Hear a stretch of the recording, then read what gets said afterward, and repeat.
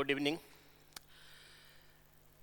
कल हमने पढ़ा था, कल की क्लास में अर्थमेटिक प्रोग्रेशन का बेसिक कंसेप्ट, समांतर श्रेणी या अर्थमेटिक प्रोग्रेशन है, उसका बेसिक कंसेप्ट पढ़ा था।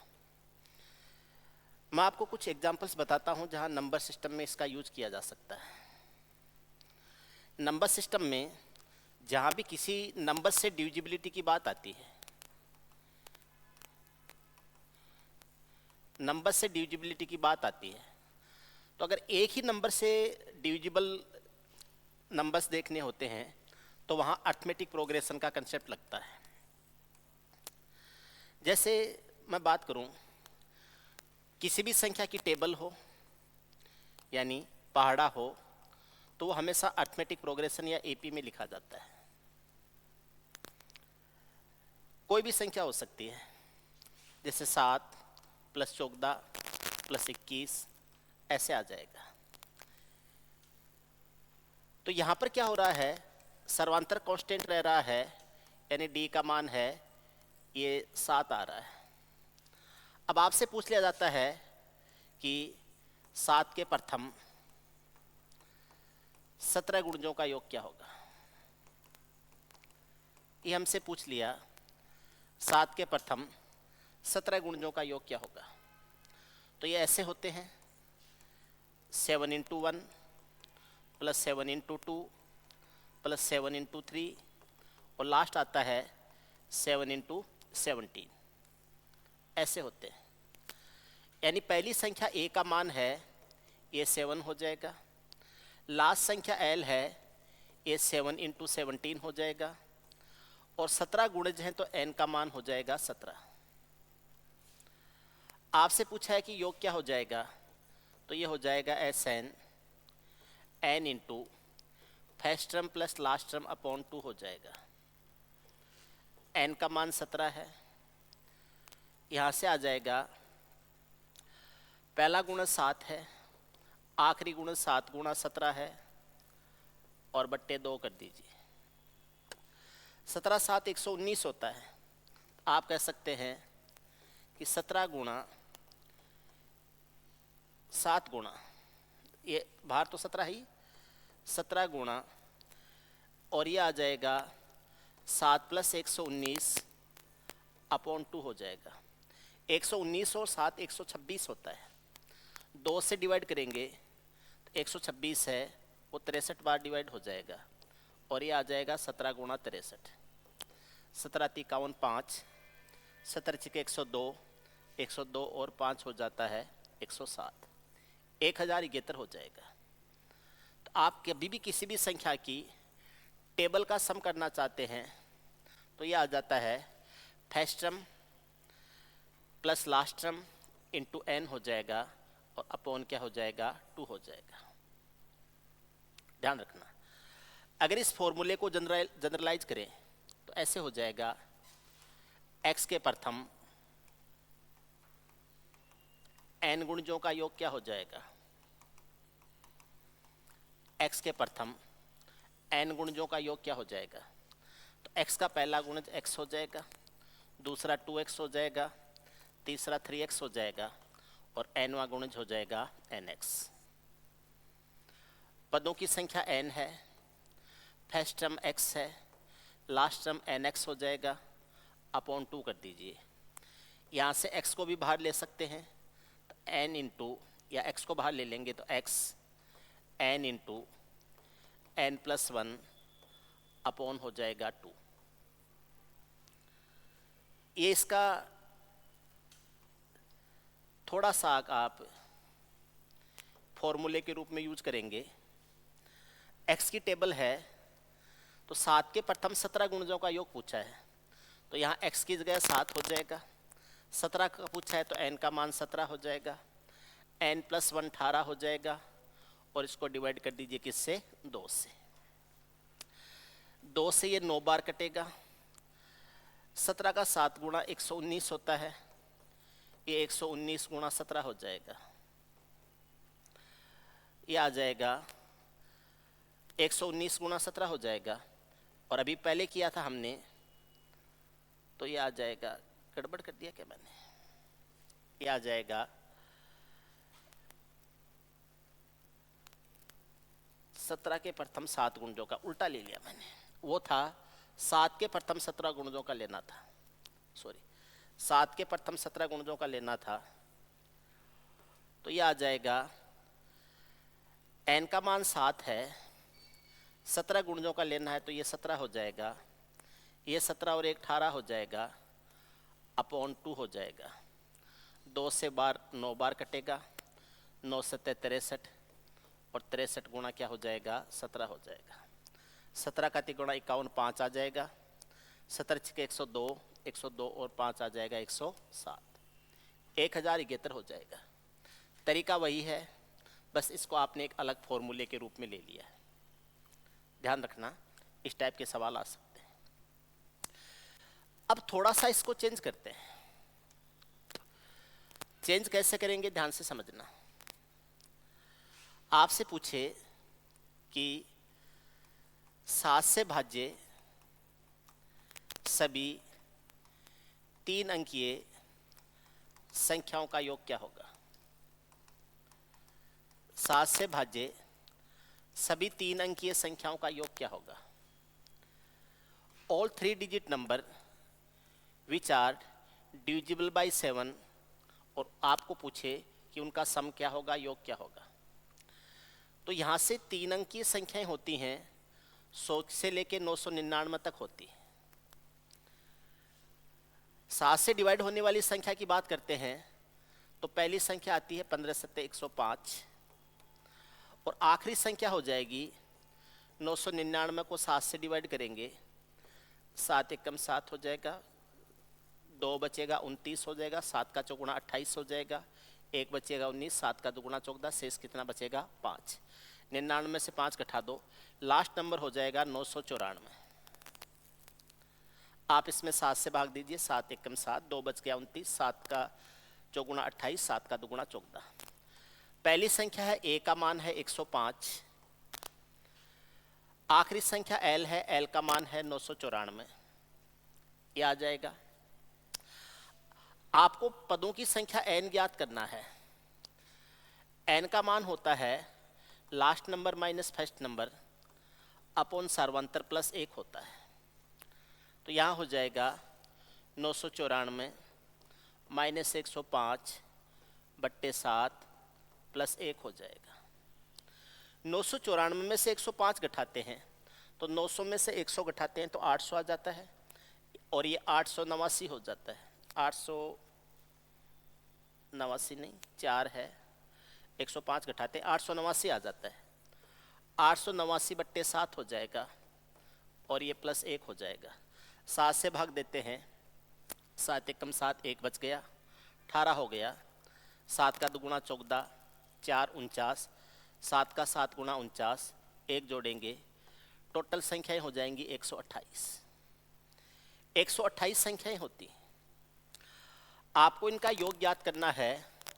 Sn इक्वल टू हो जाएगा n into first number plus last number upon हो जाएगा 2। कैलकुलेट करेंगे। पहली संख्या 105 है, आप लिख सकते हैं पहली संख्या है 105,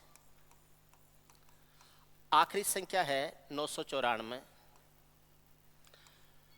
टोटल नंबर है 128, अपॉन कर दीजिए 2। 128 संख्याएं हैं, पहली संख्या 105 है, आखिरी संख्या 994 है। 128 बट्टे क्या हो जाएगा 2। 994 और 100 होता है 1094। 1094 में 5 जोड़ते हैं तो ये आ जाता है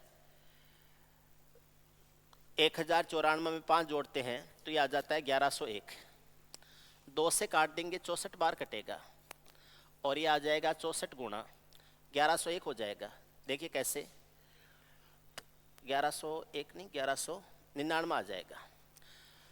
900 और 100 हजार हो जाता है, और ये आ जाता है 900 और 100 हजार, हजार और ये 1099 आ जाएगा, ये आ जाएगा 1099। 64 गुणा 1099 हो जाएगा। इनको आपस में गुणा कर दीजिए, ये इन सभी संख्याओं का क्या आ जाएगा, योग आ जाएगा। कभी भी ऐसी कैलकुलेशंस बने, आपको फर्स्ट नंबर पता होना चाहिए, आपको लास्ट नंबर पता होना चाहिए, आपको टोटल नंबर पता होना चाहिए कि n का मान क्या हो जाएगा। तो n का मान याद करते हैं, तो n आता है last number minus first number upon सर्वांतर प्लस क्या हो जाएगा, 1 हो जाएगा। और फिर आप उनको कैलकुलेट कर लेते हैं कि उनकी सभी संख्याओं का योग क्या हो जाएगा। ठीक है, अगर ये सारे 7 के मल्टीपल्स हैं तो ऐसी संख्याएं हैं वो 7 से ज़रूर डिवाइड होती हैं। आप देख लीजिए, 7 3 बच गया 39, 7 का 5 गुणा 35, 4 बच गया, 7 का 7 गुणा 49, 1099 को 64 से गुणा कर दीजिए। ठीक है ना, तो अगर गुणा करेंगे 1000 का 64 से गुणा करेंगे तो ये तो 64,000 हो जाएगा। 99 का 64 से गुणा करेंगे तो जो 64 है उसके आगे 2 जीरो लगा के 64 घटा देंगे तो ये आ जाएगा 6336 आ जाएगा। ठीक है, 6336 कर दीजिए, 6 आ जाएगा, 3 आ जाएगा, 3 आ जाएगा, 0 आ जाएगा, 7 आ जाएगा, 70,336 हो जाएगा। 70,336 ये आ जाएगा। 7 से भाजे सभी 3 अंकीय संख्याओं का योग। तो इस टाइप के क्वेश्चंस कभी भी आए आप इस तरीके से कर सकते हैं। आपसे सवाल पूछा जा सकता है 100 से 200 तक संख्याओं का योग क्या होगा, संख्याओं का योग क्या होगा।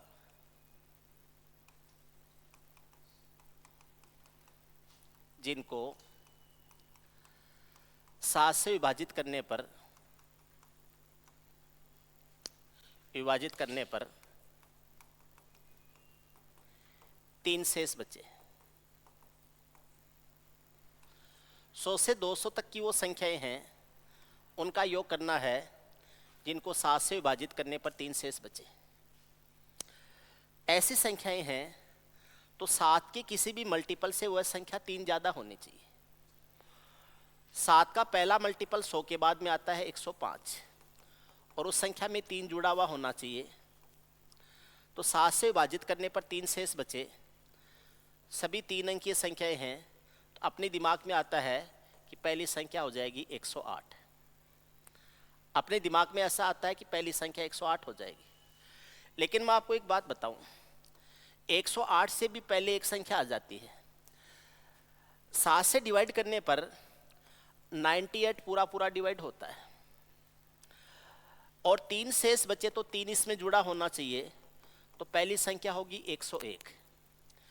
98 3 डिजिट नंबर नहीं है, लेकिन 3 जोड़ने से जो 101 आता है वो 3 डिजिट नंबर है। इसका मतलब वो संख्याएं 101 से शुरू होंगी, क्योंकि 100 से 200 तक की संख्याएं पूछे हैं, तो पहली संख्या शुरू होगी 101 से। आखिरी संख्या क्या होगी, तो 200 को 7 से डिवाइड कर दीजिए, 7 का 2 गुणा 14, 6 बच गया 60, 7 का 8 गुणा 56, ठीक है, 4 बच गया, ये संख्या हो जाएगी 194। 194 हो जाएगी, नहीं 194 नहीं, 7 का 2 गुणा 14 हो गया और 6 बच गया 60, 7 का 8 गुणा 56, 4 बच गया, तो 194 ही होना चाहिए। 7 से डिवाइड किया, 7 का 2 गुणा 14, 6 बच गया 60, 60 का 8 गुणा 56, 4 बच गया। 200 में से 4 माइनस कर दीजिए, 200 में से 4 माइनस करते हैं 196 आ जाएगा। आखिरी संख्या होगी 196, लेकिन 3 रिमाइंडर बचना चाहिए, इसलिए 3 इसके साथ में एक्स्ट्रा होगा और वह संख्या हो जाएगी 199। 3 रिमाइंडर बचता है तो फिर 196 से प्लस 3 एक्स्ट्रा करना है और वह संख्या हो जाएगी 199। इसका मतलब 101 से 199 तक की संख्याएं आपको लेनी है। ऐसी संख्याएं जिनको 7 से डिवाइड करने पर 3 शेषफल बचता है। कितनी संख्याएं हो जाएंगी, अब देखिए, पहली संख्या 101 है, आखिरी संख्या 108 आएगी, उसके अगली संख्या 115 आएगी और ऐसे संख्याएं जाएंगी 199 तक। अब यहाँ पर d का मान 7 है, फर्स्ट नंबर 101 है, लास्ट नंबर 199 है, तो n का मान ज्ञात करना है। Last number minus first number 199, सार्वंतर 7 है और प्लस हो जाएगा 1। इसमें से माइनस करेंगे तो 98 आ जाएगा। 98/7 + 1 14 और 1 कितना हो जाएगा 15। टोटल संख्याएं ये 15 हो जाएंगी। n का मान 15 हो जाएगा। अब अगर हमें योग ज्ञात करना होता है तो ये होता है n first number plus last number upon 2 होता है। n का मान 15 हो जाएगा। पहली संख्या 101 है, आखिरी संख्या 199 है और अपॉन कर दीजिए 2। 199 में एक जोड़ते 200 हो जाता है, ये 300 हो जाएगा। 302 से कटता है 150 बार, 150 बार, ये हो जाएगा 15 गुणा 150। 15 का 15 से गुणा 225 होता है, एक जीरो लग जाएगा और ये आ जाएगा 2250। ये 100 से 200 तक वो संख्याएं हैं जिनको 7 से डिवाइड करने पर 3 शेष बचता है या 3 रिमाइंडर बचता है। तो ये नंबर सिस्टम में डिविजिबिलिटी के तौर पे यूज हो सकता है। नंबर सिस्टम में डिविजिबिलिटी के तौर पर यूज हो सकता है। ऐसे क्वेश्चंस कभी भी आ जाए, आपको ध्यान रखना है कैसे करेंगे। क्लियर है? ओके। अगर आपको ऐसे पूछा जाए प्रथम n प्राकृत संख्याओं का योग क्या हो जाएगा?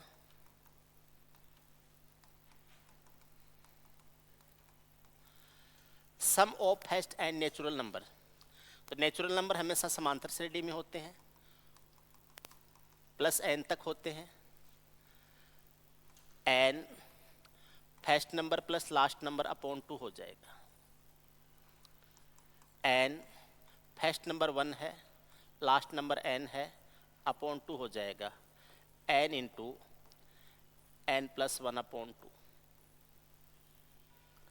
n into n plus 1 upon 2 है, ये प्रथम n प्राकृत संख्याओं का योग हो जाएगा। हमेशा ध्यान रखना। हमसे पूछा जाए प्रथम n सम संख्याओं का योग क्या हो जाएगा? प्रथम n सम संख्याओं का योग क्या हो जाएगा?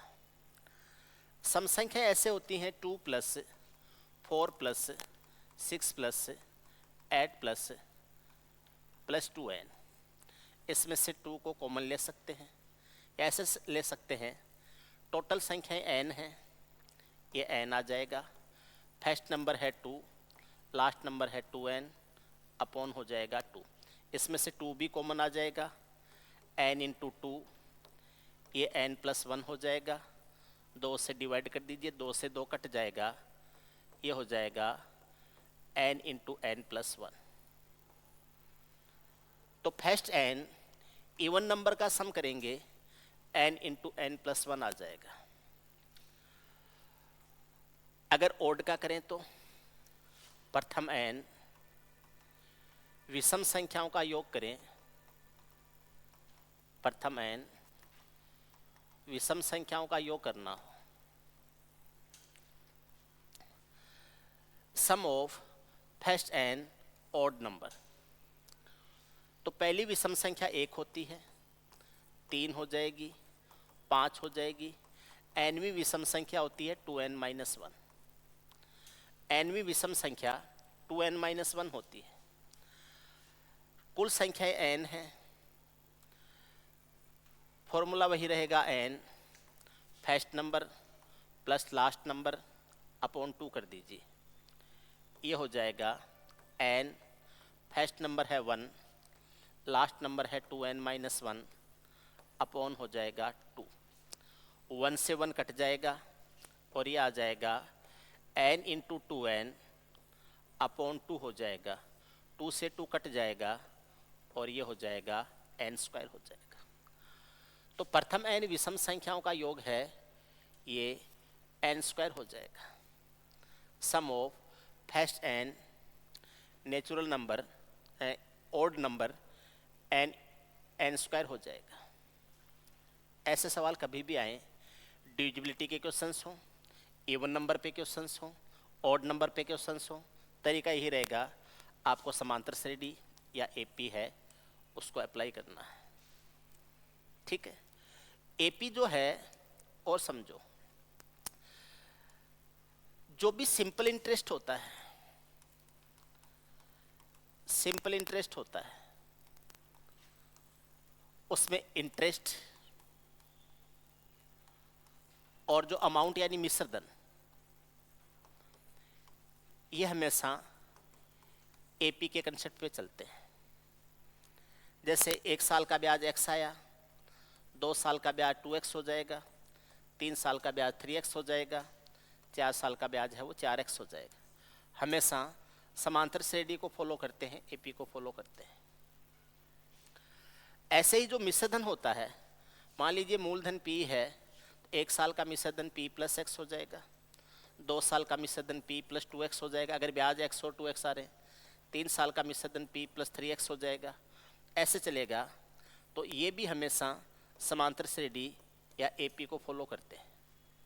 वैसे मैं आपको बता दूं, सिंपल इंटरेस्ट होता है वो एपी के कंसेप्ट चलता है, और कंपाउंड इंटरेस्ट होता है वो जीपी के कंसेप्ट पे चलता है। तो एक आपको ये ध्यान रखना है, एपी का कंसेप्ट। इसके बाद में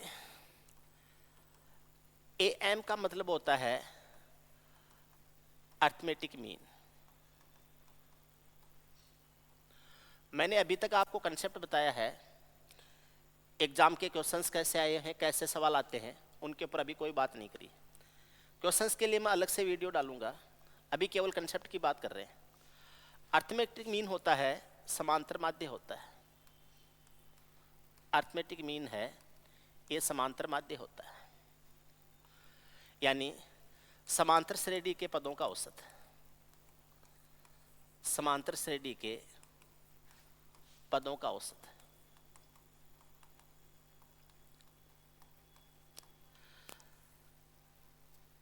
तीन शब्द हैं जिनको हम यूज करते हैं।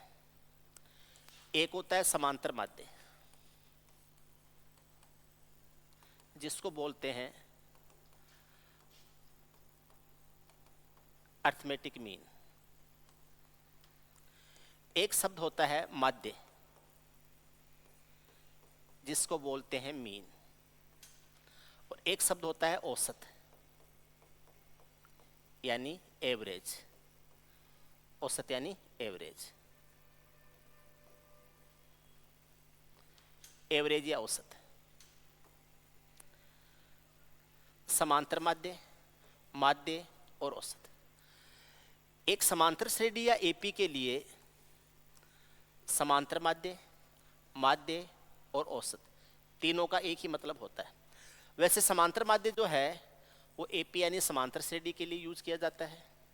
माध्य शब्द है, इसको हम स्टैटिक्स में पढ़ते हैं, mean, mode, median, deviation, variation, standard deviation, variance, जहाँ पढ़ते हैं रेंज, वहाँ पर माध्य शब्द यूज किया जाता है। औसत होता है, इसको हम अर्थमेटिक में पढ़ते हैं, एवरेज वाले चैप्टर में। लेकिन अर्थमेटिक प्रोग्रेशन या एपी के लिए इन तीनों का एक ही मतलब होता है।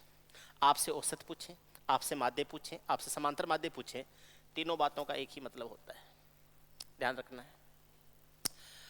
अब देखिए, अगर आपको कोई भी समांतर श्रेणी दी गई है, अर्थमेटिक प्रोग्रेशन दी गई है, तो उसका मीन ज्ञात करना है, समांतर माध्य ज्ञात करना है।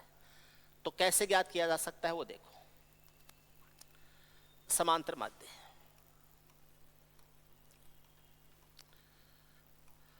अगर आपके पास में उसका सम दिया गया है, योग दिया गया है, बट्टे पदों की संख्या कर दीजिए, ये समांतर माध्य आ जाएगा, अर्थमेटिक मीन आ जाएगा। अब योग ज्ञात करने का फॉर्मूला होता है N, first term plus last term upon 2, और पदों की संख्या एन होती है तो एन से डिवाइड कर देते हैं, तो ये इससे कट जाता है और ये आ जाता है ए प्लस एल अपॉन 2 आ जाता है। यही औसत होता है, यही समांतर माध्य होता है। आप ये कह सकते हैं प्रथम पद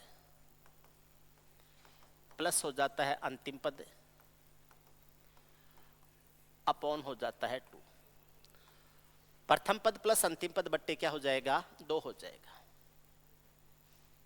ऐसे सवाल कभी भी आपसे पूछें, समांतर श्रेणी है, उसका माध्य या औसत याद करना है, first term plus last term upon क्या हो जाएगा, 2 हो जाएगा। उसी एग्जाम्पल को लेते हैं, 7 के प्रथम 17 गुणजों का औसत क्या होगा या माध्य क्या होगा। अब की बार योग नहीं पूछा है, माध्य पूछा है।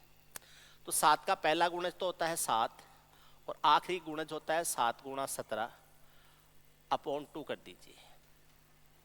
यह आ जाएगा 7 प्लस 17 7 119 बट्टे 2 हो जाएगा।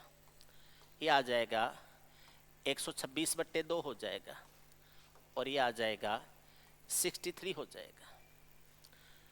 First term plus last term upon 2 हो जाएगा। इस तरीके से याद कर सकते हैं।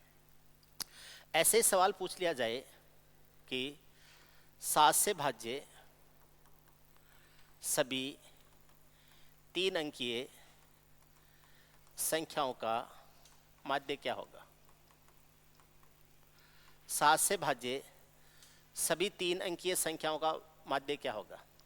तो 7 से डिवाइड होने वाली पहली संख्या आती है 105 और आखिरी संख्या आई थी 994, ये आई थी। ठीक, आपसे पूछे इनका माध्य या समांतर माध्य या औसत, तीनों एक ही बात होती है। पहली संख्या 105 है, आखिरी संख्या 994 है, अपॉन कर दीजिए 2। यह आ जाएगा 1099 आ जाएगा, अपॉन 2 आ जाएगा।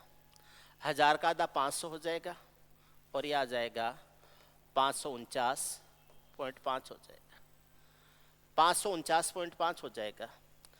आप ये कह सकते हैं 7 के से भाज्य सभी 3 अंकीय संख्याओं का माध्य हो जाएगा 549.5। ऐसे सवाल आए इसी तरीके से करना है।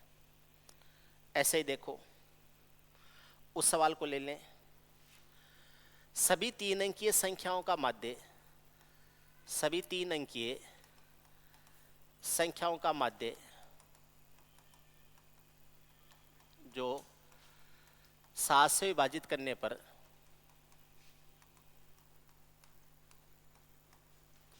3 शेष बचे। 7 से डिवाइड करने पर 3 शेष बच रहा है। पहली संख्या 101 हुई थी, क्योंकि 101 में 7 का भाग देते हैं, 3 शेष बचता है। आखिरी संख्या जो है वो हुई थी 996 हुई थी। आखिरी संख्या 996 हुई थी या 994 हुई थी, 994, ये हुई थी 994। 7 का भाग देंगे 2 आ जाएगा, ठीक है, 994। अब आपसे पूछे इनका औसत क्या हो जाएगा। आपसे इनका औसत पूछे कि इनका औसत क्या हो जाएगा या इनका समांतर माध्य क्या हो जाएगा। First number plus last number, अच्छा सॉरी 3 शेष बचे, 3 शेष बचे। तो ये संख्या तो 7 से पूरी पूरी डिवाइड होती है। 7 से डिवाइड करने पर 3 शेष फल बचे। ऐसा एक सवाल पीछे किया था आपने।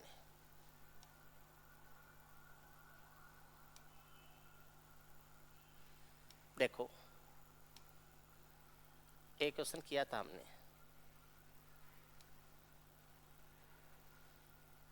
अच्छा, ये 200 तक ही था, सॉरी।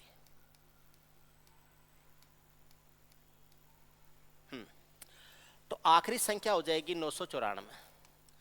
फर्स्ट नंबर 101 है, लास्ट नंबर 994 है और 7 से डिवाइड करने पर 3 शेषफल बच रहा है। तो इस संख्या में 3 जुड़ा हुआ होना चाहिए, तो वह संख्या हो जाएगी 997। 997 में 7 से भाग देंगे, 2 बचेगा 29, 7 का चौगुना 28, 1 बचेगा 17, 7 का दुगुना 14। आखिरी संख्या 997 हो जाएगी। डिवाइड कर दीजिए 2 से, ये आ जाएगा 900 और 1 1000 हो जाएगा, ये हो जाएगा 1098। डिवाइड कर दीजिए 2 से और ये आ जाएगा 549, ये आ जाएगा 549 आ जाएगा। आपसे कभी भी औसत पूछें या समांतर माध्य पूछें, तरीका यही होता है, first number plus last number upon क्या हो जाएगा 2 हो जाएगा। ऐसे सवाल कभी भी आए कर सकते हो।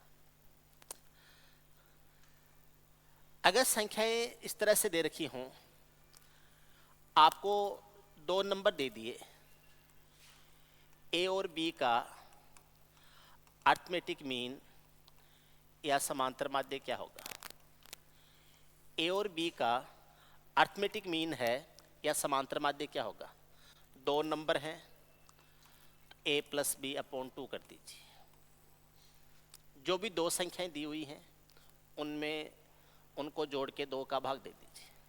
अगर 2 संख्याओं का समांतर माध्य पूछा है तो ध्यान रखना, आपसे 3 संख्याओं का अरिथमेटिक मीन पूछे, एक संख्या ए है, एक संख्या बी है, एक संख्या सी है, 3 संख्याएं हैं ए बी और सी, इनका आपको अरिथमेटिक मीन पूछे या हमसे ये पूछे कि इनका समांतर माध्य क्या हो जाएगा। अरिथमेटिक मीन पूछा जाता है 3 संख्याओं का। तो याद रखना हमेशा, इसको 3 तरीके से रिप्रेजेंट किया जा सकता है। ए है, बी है, सी है, इनका आपसे पूछे कि इनका समांतर माध्य क्या हो जाएगा, तो पहला बात तो यही है कि इनकी जो मिडिल टर्म होती है वही इनका समांतर माध्य या औसत होता है। इसका मतलब अगर 3 संख्याएं समांतर श्रेणी में दे रखी हैं, अरिथमेटिक प्रोग्रेशन में दे रखी हैं, तो उनके जो बीच की संख्या होती है, उनकी जो मिडिल टर्म होती है, वही आपका समांतर माध्य होता है, जो कि यहाँ पर क्या है, बी। पहला तरीका है बी के रूप में व्यक्त करना। मान लीजिए बी के रूप में ऑप्शन में कहीं नहीं मैच कर रहा है। दूसरा तरीका होता है first number plus last number upon 2, तो ए प्लस सी अपॉन 2 हो जाएगा, तब भी आ जाएगा। और तीसरा तरीका होता है तीनों को जोड़ के 3 से डिवाइड कर दो, तो ए प्लस बी प्लस सी अपॉन हो जाएगा 3। अगर 3 संख्याओं का अरिथमेटिक मीन या समांतर श्रेणी पूछी जाती समांतर माध्य पूछा जाता है, 3 तरीका होते हैं। बीच का संख्या ले लीजिए, फर्स्ट और लास्ट अपॉन 2 कर दीजिए, या तीनों को जोड़ के 3 से भाग दे दीजिए, ये इनका अरिथमेटिक मीन या समांतर माध्य हो जाता है। आपसे पूछे 3 संख्याएं समांतर श्रेणी में है तो उनका रिलेशन क्या होगा, उनका आपस में एक दूसरे के साथ में रिलेशन क्या होगा? तो ये b है, ये a प्लस सी बट्टे 2 के बराबर है, क्योंकि b इनका अरिथमेटिक मीन है और a प्लस सी बट्टे 2 भी अरिथमेटिक। इसका मतलब b बराबर a प्लस सी बट्टे 2 हो जाएगा, या आप ये कह सकते हैं a प्लस सी बराबर 2b हो जाएगा। मिडिल टर्म का डबल जो टर्मिनल टर्म्स होते हैं उनके योग के बराबर होता है। अगर 3 संख्याएं AP में है तो उनका अरिथमेटिक मीन ज्ञात करने का तरीका। अगर 4 संख्याएं हैं, A है, B है, C है और D है, 4 संख्याएं अरिथमेटिक प्रोग्रेशन में हैं, समांतर श्रेणी में हैं, तो उनका अरिथमेटिक मीन कैसे ज्ञात किया जाएगा? देखिए, पहला तरीका है, आपको जितने तरीकों से इसको लिया जा सकता है वो सारे बता देता हूँ। पहला तरीका है first term plus last term upon 2 कर दीजिए। दूसरा तरीका है इधर से सेकंड और उधर से भी सेकंड, यानी सेकंड और सेकंड लास्ट, जो कि b प्लस सी है, तो आप इसको b प्लस सी बट्टे 2 भी कर सकते हैं। और इसको लिखने का तीसरा तरीका हो जाएगा, चारों को जोड़ दीजिए, a plus B plus C plus D upon हो जाएगा 4। a plus B plus C plus D बट्टे क्या हो जाएगा? 4 हो जाएगा। अगर 4 संख्याएं समांतर श्रेणी में है, अरिथमेटिक प्रोग्रेशन में है, तो ये इनका आपस में क्या आता है? समांतर माध्य इस तरीके से ज्ञात कर सकते हैं, अरिथमेटिक मीन ज्ञात कर सकते हैं। यहाँ पर एक बात देखो, a प्लस डी बट्टे 2 और b प्लस सी बट्टे 2 बराबर होते हैं, तो इसका मतलब अगर 4 संख्याएं A B C D arithmetic progression में है, एपी में है, तो इन दोनों का जो योग है और इन दोनों का जो योग है वो बराबर आता है, हमेशा बराबर होता है। कभी भी देखेंगे आप तो a प्लस डी है, ये बराबर b प्लस सी होता है। जैसे 2 लिया, 5 लिया, 8 लिया और 11 लिया, ठीक है ना, ये आ जाएगा। तो आप यहाँ से देखेंगे तो 11 और 2 13 होता है, तो 5 और 8 भी 13 होता है। दोनों कंडीशन में रिजल्ट सेम आएगा। तो ये संख्याएं ये कही जा सकती हैं कि अगर एपी में संख्याएं दी गई हैं तो आप उनका अर्थमेटिक मीन ज्ञात कर सकते हो। और नेक्स्ट एग्जांपल, अगर 5 संख्याएं हों ए बी सी डी और ई, इनका अर्थमेटिक मीन लेना हो तो कैसे लेंगे? 5 संख्याओं का अर्थमेटिक मीन लेना है तो क्या क्या तरीकों से लिया जा सकता है, देखिए। पहली बात, मिडिल टर्म या मध्य की संख्या सी है तो ये इनका अर्थमेटिक मीन या समांतर माध्य हो जाएगा। दूसरा तरीका है first term plus last term upon 2 हो जाएगा, ये इनका अर्थमेटिक मीन या समांतर माध्य हो जाएगा। तीसरा तरीका है second plus second last upon 2, B plus D upon 2 करेंगे तो ये भी इनका समांतर माध्य हो जाएगा। इसका चौथा तरीका है पांचों को जोड़ के 5 का भाग दे दीजिए, A plus B plus C plus D plus E upon 5 हो जाएगा। पांचों को जोड़ के 5 का भाग दे दीजिए। और इसका पांचवा तरीका हो जाएगा, इन 3 का जो आता है वही इन 5 का आएगा। तो आप ऐसे कह सकते हैं B plus C plus D, B plus C plus D upon हो जाएगा 3, B plus C plus D upon 3 हो जाएगा। ये 5 तरीके हैं जिनसे आप 5 संख्याओं का समांतर माध्य ज्ञात कर सकते हैं। अब आपके एग्जाम में किस तरीके से यूज करवाया जा रहा है आप वो देख लेना, उसके हिसाब से याद। मैं आज एग्जाम्पल नहीं ले रहा हूँ, केवल कंसेप्ट के ऊपर बात कर रहे हैं, ठीक है। बेसिक कंसेप्ट यही था एपी का और अर्थमेटिक मीन का। अगली क्लास में हम जीपी पढ़ेंगे और ज्योमेट्रिक मीन पढ़ेंगे। जीपी यानी ज्योमेट्रिक प्रोग्रेशन और जीएम यानी ज्योमेट्रिक मीन, गुणोत्तर श्रेणी और गुणोत्तर माध्य, ठीक है। ये अगली क्लास में पढ़ेंगे। आपको कुछ भी नहीं समझ में आया हो, आप अपनी तरफ से कुछ पढ़ना चाहते हैं कि सर हमें ये चीज़ें पढ़ाई जाएं, ऐसा कोई कंटेंट है जो आप पढ़ना चाहते हैं, आप नीचे कमेंट में लिख सकते हैं सर ये कंटेंट पढ़ाया जाए, ये चैप्टर पढ़ाया जाए। वैसे मैं मेरे हिसाब से बता दूं, अगली क्लास है वो जीपी पे होगी। इसके बाद में जीपी के बाद में मैं ऐसे सोच रहा हूं कि टिग्नोमेट्री शुरू कर दूं, आपके टिग्नोमेट्री शुरू कर दें। टिग्नोमेट्री के जितने भी बेसिक कंसेप्ट बनते हैं वो सारे, बेसिक कंसेप्ट ऑफ टिग्नोमेट्री, ठीक है। तो जीपी कंप्लीट करेंगे। जीपी के बाद में कुछ और चीज़ें भी रहती हैं, जैसे सिंप्लीफिकेशन के कंसेप्ट है। सिंप्लीफिकेशन के कंसेप्ट हम बाद में ले लेंगे, पहले हम ज्योमेट्री करेंगे, उसके बाद टिग्नोमेट्री करेंगे, उसके बाद में मैं आपको ज्योमेट्री कराऊंगा।